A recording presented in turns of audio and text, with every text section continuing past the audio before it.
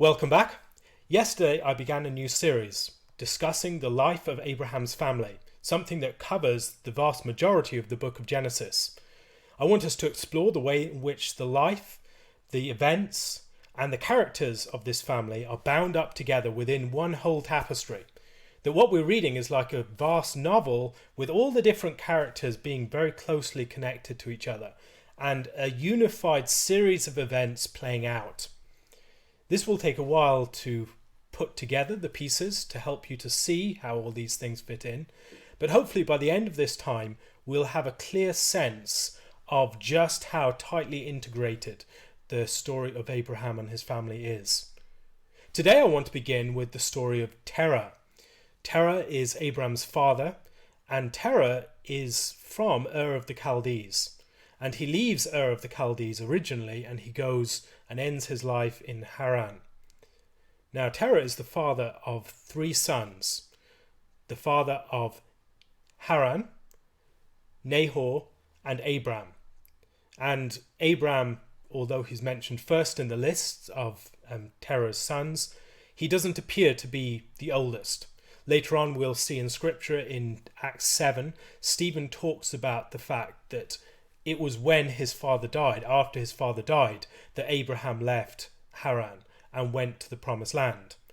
Now, since we know that Abraham left at the age of 75 and his father died at 205 years, and that Terah lived 70 years before he begot Abram, Nahor, and Haran, we know that there's something mixed up in this ordering. Not that it's mistaken, but it's ordered differently from the order of the births. So it's quite probable that Haran was the oldest of the brothers. So we have Haran the oldest, and then maybe Abram, and followed by Nahor. Or followed by Nahor and then Abram. Maybe Abram's the youngest. But what we see within this passage is that there was already a journey that had been undertaken. That Terah had already left Ur of the Chaldees before Abram goes further into the promised land. This text also occurs at the end of chapter 11, and chapter 11 begins in a significant place. It begins with the story of Nimrod and the descendants of Shem and others heading to the plains of Shinar and founding a city and a tower there, the Tower Babel. And so this is the foundation of Babylon. These are significant places, and as you read through the book of Genesis, you'll see again and again there are significant places introduced to us. So here we have Babel or Babylon that's introduced to us. Early on in chapter 10, we have a vast cast of nations introduced to us. 70 different nations, and we'll see that number is significant. 70 represents the nations. And so we'll have 70 elders of Israel. We'll have 70 symbolizing all the peoples of the world. And there are significant relationships within these nations as well. So for instance, Ham is the father of Canaan. And Canaan is judged as a result of Ham's sin in Genesis chapter 9. And we'll get on to that in a moment. We also see Ham as the father of Mizraim. And Mizraim is the father of the peoples of Egypt, but also the peoples of the Philistines. When we look through the rest of Scripture, we'll see the Philistines and the Egyptians are often held alongside each other. They're related peoples. And so what happens to Israel in relationship to the Philistines is symbolically related to their connection with Egypt. So significant characters appearing on the scene already. The plot is beginning to take shape. We're beginning to see some of the pieces being placed upon the board, some of the setting being established, and into this setting we have this event of the Tower of Babel.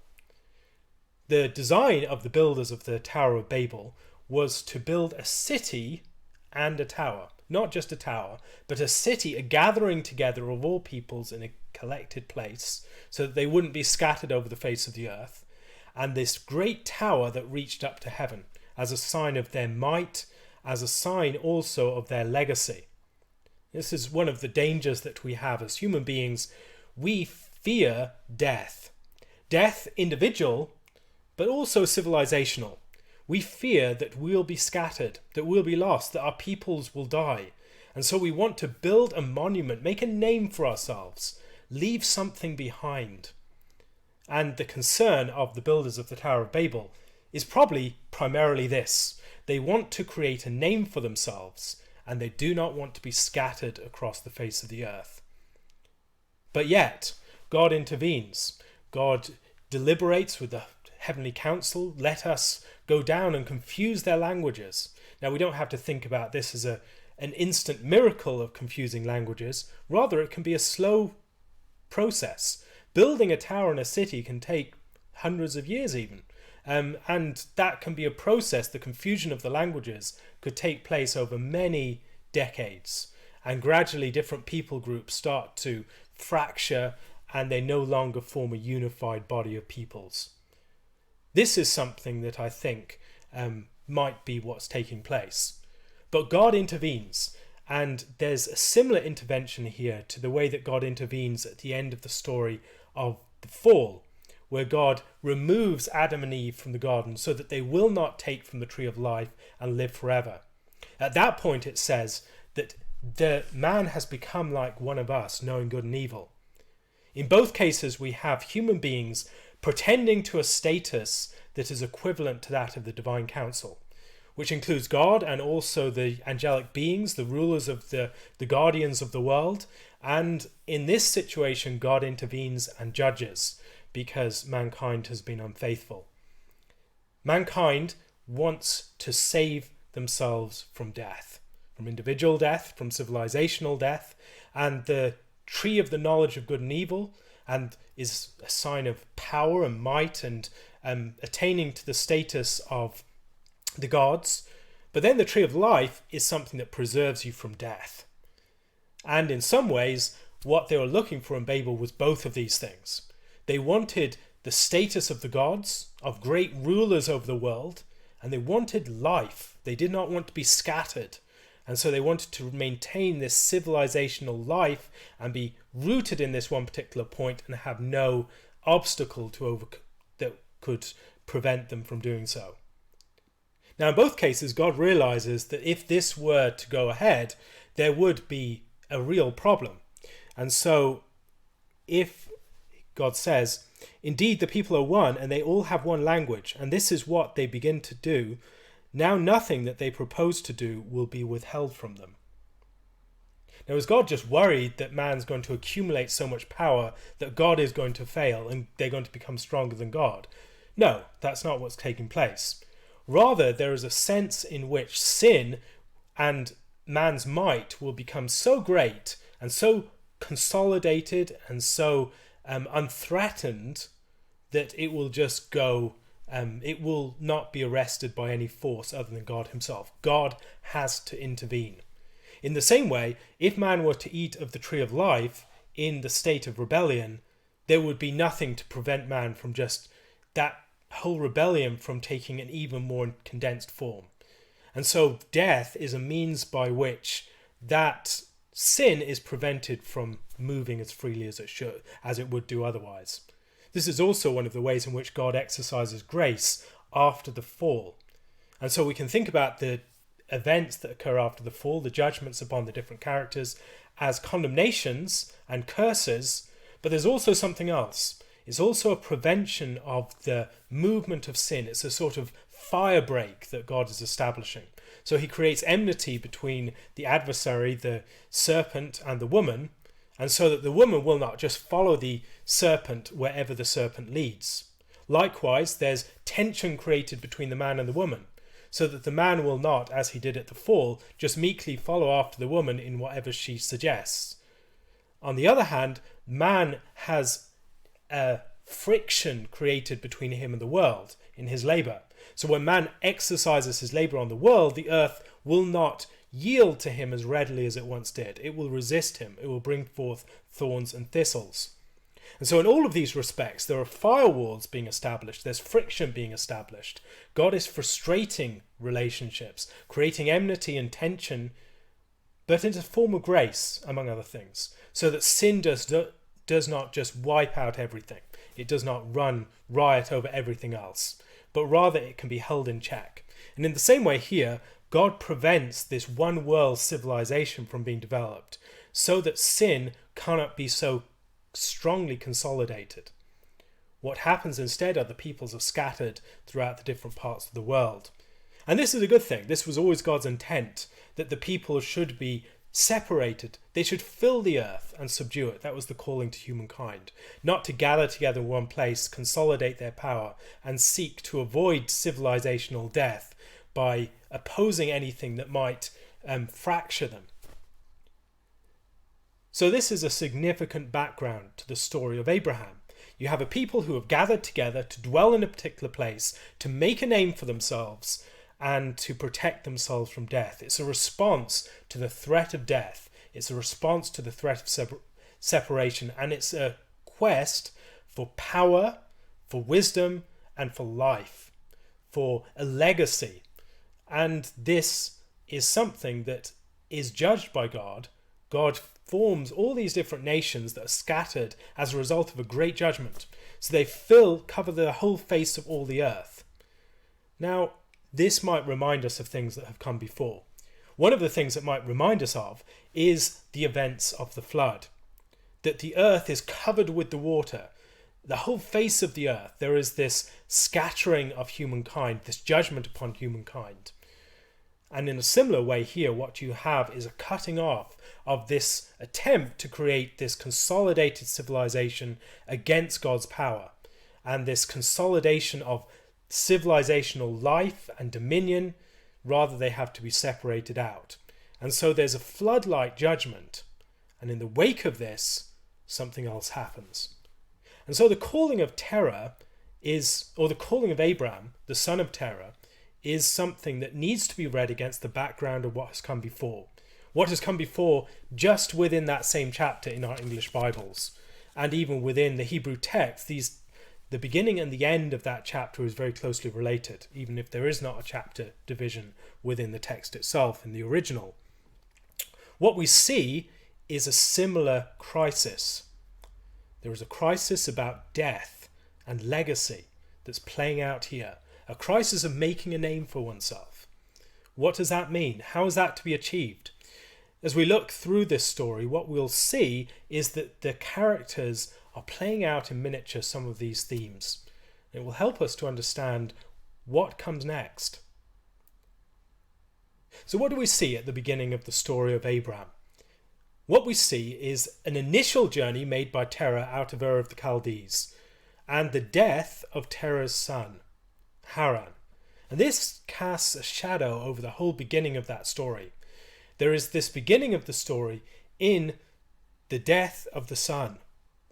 And the son, probably the firstborn son, dies before his father Terah in his native land, in Ur of the Chaldeans. And this begins a lot of the plot. At that point, Nahor and Abram take wives. Nahor takes Milcah, the daughter of Haran, and Abram takes Sarai. Now, the question is, who is Sarai? And there have been thoughtful suggestions that have occurred throughout generations now. It goes back a long way, these readings do, that Sarai was Ishka, the other daughter of Haran. So what's taking place here? What we see are three sons of Terah. We see a judgment upon the world, a scattering abroad, the civilizational death brought upon the builders of the Tower of Babel, and we see the whole face of the world being covered with these peoples. There's a flood-like event, and there's a curse, a judgment. And now there is a new people formed. There is a father with three sons, and we can remember that with Noah and Shem, Ham, and Japheth, his three sons. And within that story, one of those sons is judged for his failure to honor his father. Noah, the father, is drunk after drinking from the wine of his vineyard, and he becomes naked in his tent. And Ham goes in and calls his brothers to see their father naked as an act of assault upon his authority, and also to reveal his father's nakedness. There's a lot of charged language here, which is elsewhere associated with sexual violation. Now, I don't believe that there is sexual violation in view in this text, but the allusions need to be borne in mind. There is a deep assault to the father taking place here, and the authority of Noah as a figure. And he calls his brothers in to ridicule his father, presumably. But the brothers bring in the cloak or the robe of Noah and place it upon him, bearing it upon their shoulders and walking back and placing it upon him to protect the honor of their father and also to represent the kingly rule of their father. So there's something very important taking place there. You have three brothers, one brother who's wicked, who seeks to overturn his father's authority, and two other brothers that intervene. And then the son of that brother, the youngest brother Ham, is judged. His son Canaan is going to be a servant of servants. And there's blessing upon Shem and Japheth, and Japheth and Shem will be together, but there will be a judgment upon Ham and his son Canaan. What happens then in the story of Abram is again a story of three sons. The first son dies. Haran dies in the land of Ur of Chaldees. And he has children. He has children Lot, Ishka, and Milcah. And there is an action on behalf of his brothers to preserve his line. And so Nahor marries Milcah, and quite possibly Abram marries Iscah, and she's called Sarai. And that starts the story. Now, why might that be significant? It might be significant because here we see some people who are concerned with maintaining the name and the honour of someone else. Not their own name, but the name of their brother. I've found Rabbi David Foreman very helpful on this, his discussions, and I highly recommend that you look into what he has said on this passage. But there are some very deep connections between this and the story of Noah that precedes it. Three brothers, a father, and intervening to, in this case, save the brother who has died, save the interests of the brother. Now, they end up in Haran. Haran is not the same word, as I've discussed on another occasion, as the name of the brother Haran, but they're very close. They're extremely close, and the fact that they occur in this same place, in such close juxtaposition with each other, and thematically related, just seems odd if there's no connection with them. And a number of writers have observed that in all likelihood there is a thematic or some other connection between these names. What might that connection be? I think the connection would be that Haran and the place Haran, that the name of the place is associated with maintaining the name of the brother who has died. That there is a settling in this land of Haran, the city of Haran, and Terah dies there, that he preserves the name of his son who has died. And we see this also within the story of Cain, that cities are named for sons and for other people whose names want to be preserved. And so part of the point is, if you create all these great cities, you can name them and you can preserve a name for yourself. This is part of your legacy. It's part of how you survive civilizational death. But yet, Abram is called away from Haran, and he's called to go to the land of Canaan. Now, Canaan we've already encountered before. Canaan was the son who was judged, the son of Ham who was judged for his father's sin. And here we see these themes start to emerge again. So there's a deep backdrop for this story. There are events already in action. There's been a judgment upon the world, a floodlight judgment, with the scattering of all the peoples, the whole face of the world covered. And now all the peoples are scattered by a curse. What is God going to do? Is God going to form a new humanity? And he does. He forms the new humanity with the three sons of the father Terah. And they're all bound up together in different ways. We'll see as we go through the story that it's not that it just concentrates on Abram and the other characters fall away. No, we'll see Nahor, and we'll see Haran and his descendants come into the picture again. These are important characters, and they are part of Abram's story too. This is a story of the sons of Terah and what happens to them. Now, clearly it focuses upon Abram in particular, but there is a lot more going on that involves these other characters. Now, as he leaves Ur of the Chaldees, and as he leaves Haran, Abram takes with him his nephew, Lot. Now, Lot is the son of Haran. What is going on there? God promises that he will get out of his country, from his kindred, from his father's house. He will be made a great nation. God will bless him. He will make his name great, and bless those who bless him, curse those who curse him, and in him all the nations of the world will be blessed, all the families of the earth. First of all, we need to see this against the background of what happened at the events of Babel. At Babel, the nations were formed by a curse, by a judgment. And here, the nations are all going to be blessed through this one particular nation that's formed through divine call. So this is the answer to Babel. There's a new humanity being formed, and this new humanity will bring with it a new creation. And it will restore all these damaged, these nations that have been judged as a result of the fall at Babel. So it's a response to that crisis. God is going to form a new people, and he's going to train this people, form this people, in order that they will be a light to all these other peoples. All the Gentiles will be blessed through this person and through his family. And as you read through the story, this is part of what you're learning, how this people are formed to be a blessing to all the other nations. It's not just Abram, it's Abram and his family. The other thing to notice is that at the beginning of the story of Genesis 11, the people come to Shinar, this plain, and they settle there, they dwell there. And that language isn't that common in Scripture, but it's something that we find at the end of chapter 11 as well, where they come to Haran and they dwell there. And that's ominous language. It's the sort of language that we find at the beginning of the book of Ruth, where we have Elimelech and Naomi. They go to Moab and they settle there, they dwell there. It's a sense of tarrying somewhere that maybe you shouldn't be tarrying. You need to be moving on, but yet you're settling and dwelling in a place where you shouldn't be. And you're engaging in something that is ultimately going to fail. And so they dwell in Haran, just as they dwelled earlier in Babel.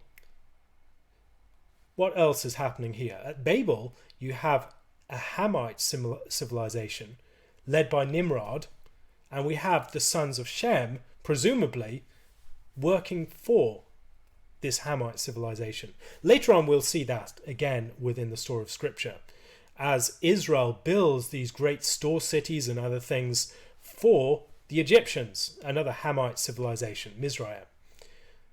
And that connection helps us to understand another theme that's starting to emerge throughout this text. We'll see Egyptians coming in to the story again very soon.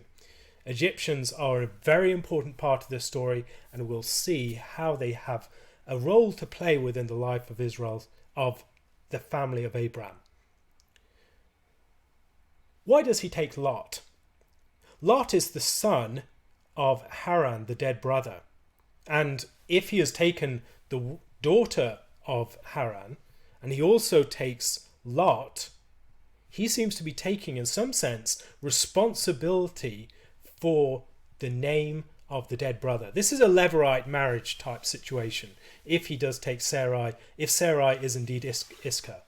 If Sarai is Iscah, then there is a Levirate marriage type situation where, as we find even in some societies to this day, but certainly within the ancient world, there's a broader concept here, not just of the younger brother marrying the older brother's widow, but the younger brother or the other brothers taking responsibility for the dead brother's whole family and taking responsibility for their name.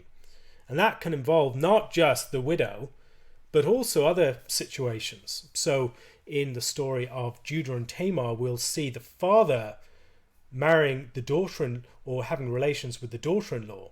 Here we have relations between the brother of the brother of the dead brother, and then his niece, And so these are relations that are significant ones. Later on we'll see that Sarah is discussed as the daughter of his father, but not of his mother, and so his half-sister. Now, but we'll also see that that language of sisterhood does not necessarily mean biological sister. Lot is also described as his brother later on in the text, even though he's his nephew. And so we see here, I think, quite possibly a Levirate type situation, a broader situation where Abram has taken on responsibility for preserving the name of his dead brother. And so he's taken his wife, and he's taken as his wife the daughter of the dead brother, and he's taken, as it were, as his adopted son and brother, the son of the dead brother. Lot and Abram go together. Now, what might Abram be thinking in taking Lot? And what might he be thinking in association with the promise that's made to him, the call that's given to him? Abram is surrounded with a great number of people. When we look through the story of Genesis, we'll see that, for instance, in a few chapters' time, Abram has 318 fighting men. Abram is not just this individual guy going through the wilderness with a tent and his wife and hoping that they'll have kids. No, Abram has a great sheepdom around him, and he has vast flocks and herds. He's someone who has a great entourage around him. He's not just an individual person. He's surrounded by many. Now, what does he think, perhaps? He's trying to preserve the name of his dead brother, but Lot might be the one through whom his name is going to be made great. This is his adopted son, brother, and maybe it's Lot that will be the one through whom his name will be established. We do not have here a promise of children. What we have is a promise that his name will be made great. And in principle, Abram could be the father of the people, and Lot could be the one through whom that is achieved. Later on, we'll see that this is not to be the case.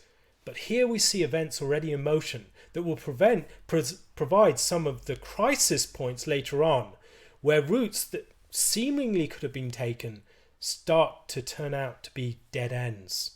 Where is the promise going to be fulfilled now? So Lot might be the one through whom the promise is to be fulfilled. Lot might be the ancestor, as it were, the descendant of Abram in principle, the one who's going to inherit his name in his house and establish his name more generally. But yet, it's not to be. And so they leave Ur of the Chaldees, and then they leave Haran. They've left, in a very important way, the legacy of the dead brother behind. And they're going to have his name made great by God himself. So Abram has shown a commitment to the name of his dead brother, to this person who's most vulnerable. There's no way Haran can act in defense of his own honor, in defense of his own name, and in defense of his own house. He's died. He's off the scene. But yet he still has interest in the world. And his brothers act in that point. Just as Shem and Japheth acted to protect the honor of their father, so here we see Nahor and Abram acting to defend the name of their dead brother. And they intervene, and then there is a blessing that comes from that. And this is the beginning of the story. This is how the ball starts rolling. And we have the crisis already been introduced. Something that has set the scene. The death of the older brother, and now the question of legacy. How is the legacy going to come? Sarai is barren.